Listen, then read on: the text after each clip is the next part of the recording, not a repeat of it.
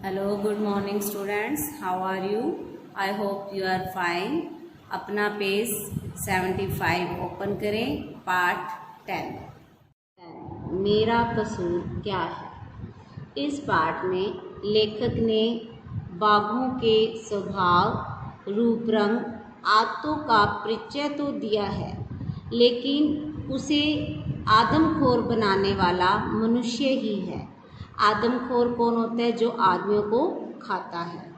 तो इसे किसने बनाया है? मनुष्य ने ही बनाया है। तो हम इस पाठ में यह पढ़ने जा रहे हैं। इस कथा के अंत में लेखक ने एक प्रश्न पूछा है।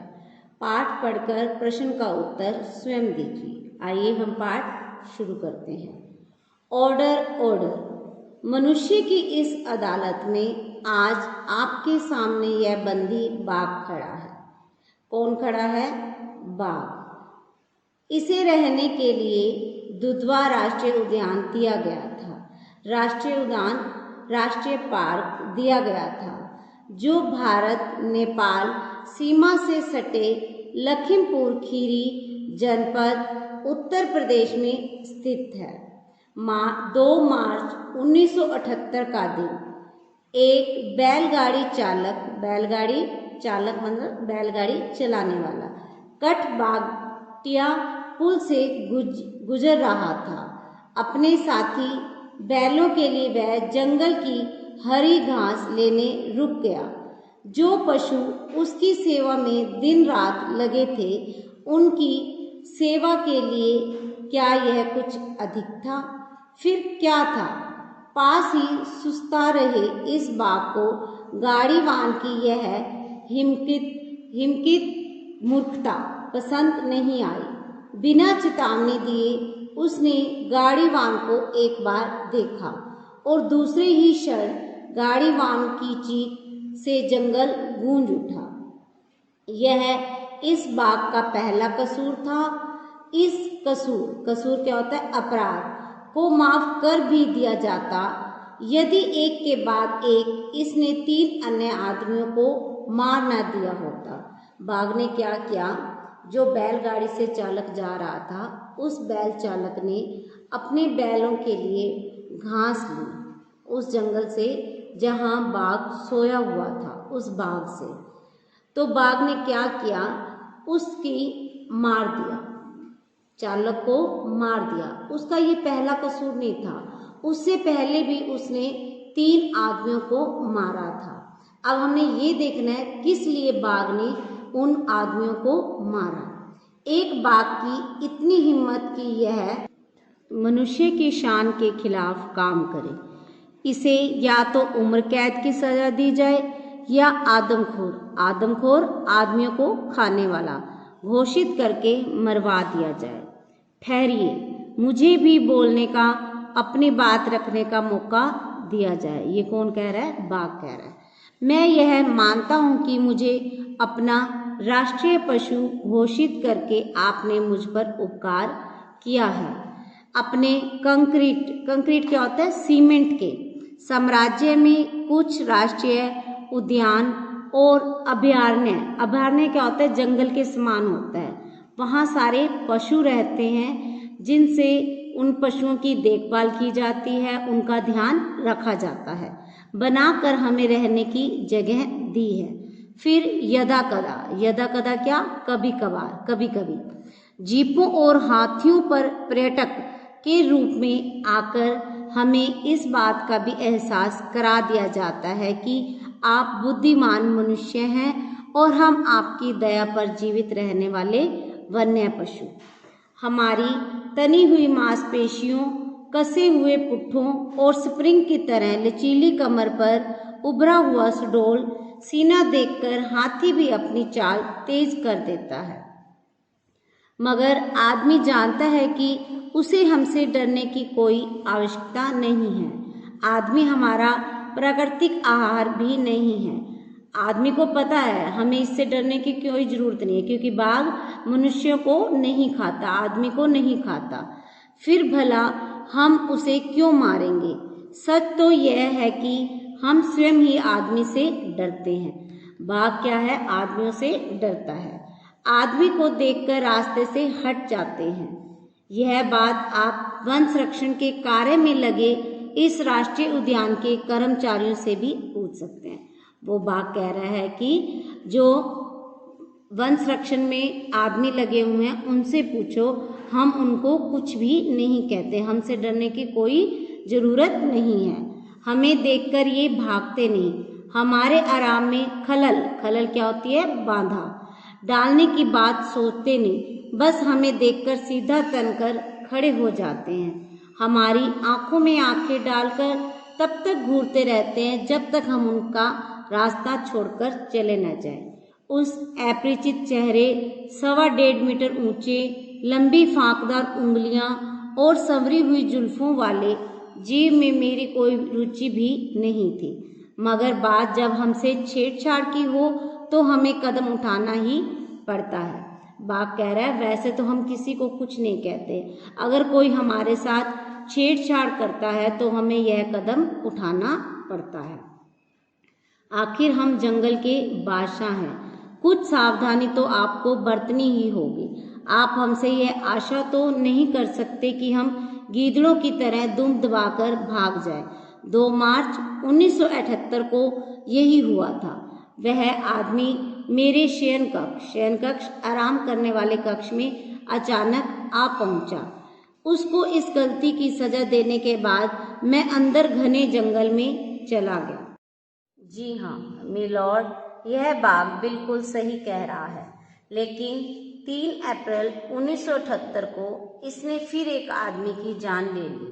जांच करने पर पता चला कि वह आदमी भी हरी घास के लालच में राष्ट्रीय उद्यान में घुस गया था। उसके संबंधियों को आज तक उसकी मौत का पता नहीं चला है। दुर्घटना स्थल की जांच करने पर इसी बाघ के पंजों के निशान हमें मिले।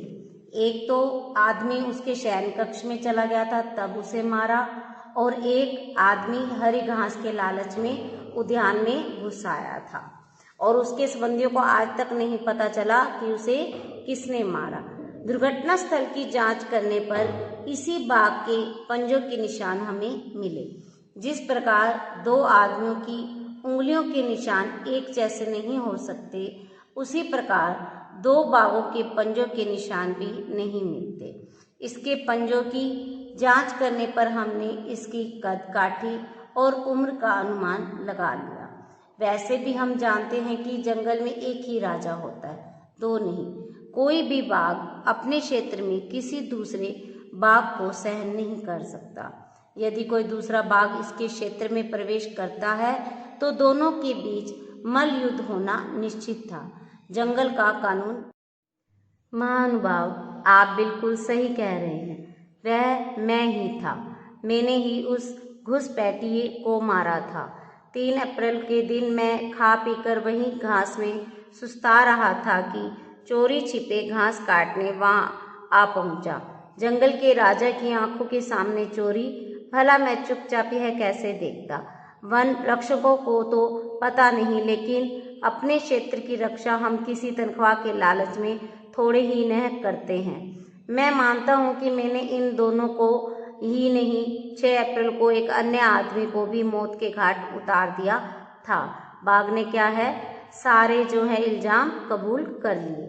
मैं अपने परिवार के साथ बैठा था। हमारा शावक बच्चा कुछ ही दूर पर खेल रहा था, और उसी समय वह आदमी मेरे हंसते खेलते परिवार में बाधक बन गया। क्या अपने शावक की रक्षा करना मेरा कर्तव्य नहीं था? मुझे पकड़ने के लिए जोर शोर से तलाश शुरू कर दी गई। मेरे लिए जीवित चारा बांधा गया। मैंने आपकी इस भेंट को सहर्ष स्वीकार किया, सहर्ष खुशी से। 40 किलो का पाड़ा भैंस का बच्चा खाने के बाद मैं निश्चिंत था। 3-4 दिनों तक जंगल में इधर उधर घूमता रहा। इस बीच कई बार वन रक्षकों ने मुझे देखा। कई बार मेरी उनसे आंखें चार हुई, मगर वे अपना काम करते रहे और मैं अपना काम, यानी पूरा आराम। वैसे भी हम पेट भरा होने पर शिकार नहीं करते।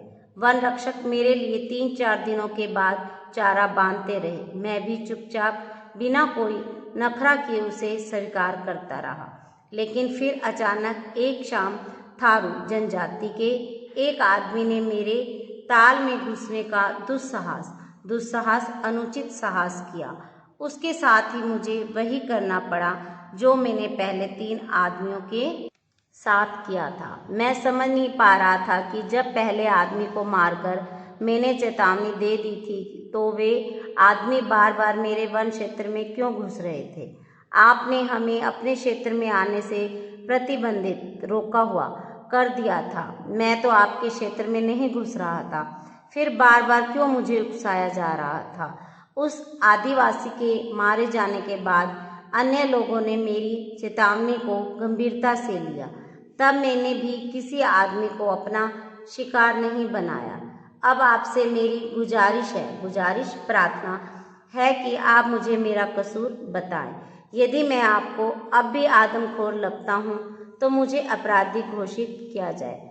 क्या आप लोगों को लग रहा है कि बाघ का कोई कसूर है? नहीं है, ये आदमी का ही है जो उसके साथ छेड़छाड़ करता है। अन्यथा मुझे अपने परिवार के साथ दुधवा राष्ट्रीय उद्यान में स्वच्छंद विचरण मैंने घूमना करने दिया जाए। फैसला अब आपके हाथ में है। आइए कठिन शब्दों के अर्थ जानिए। हिमाकत, मूर्खता, बेवकूफ़ी।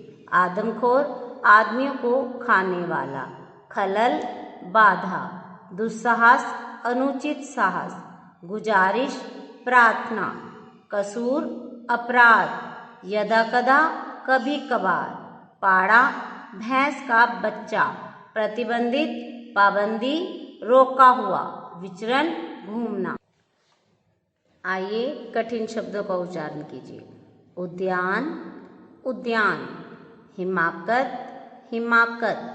घोषित, कंक्रीट। साम्राज्य। अभयारण्य। पर्यटक। पुट्ठा। फांकदार। दुर्घटना स्थल। स्वच्छंद। सही गलत। बाघ कठबागटिया पुल के निकट शिकार की बात में छिपा बैठा था। गलत।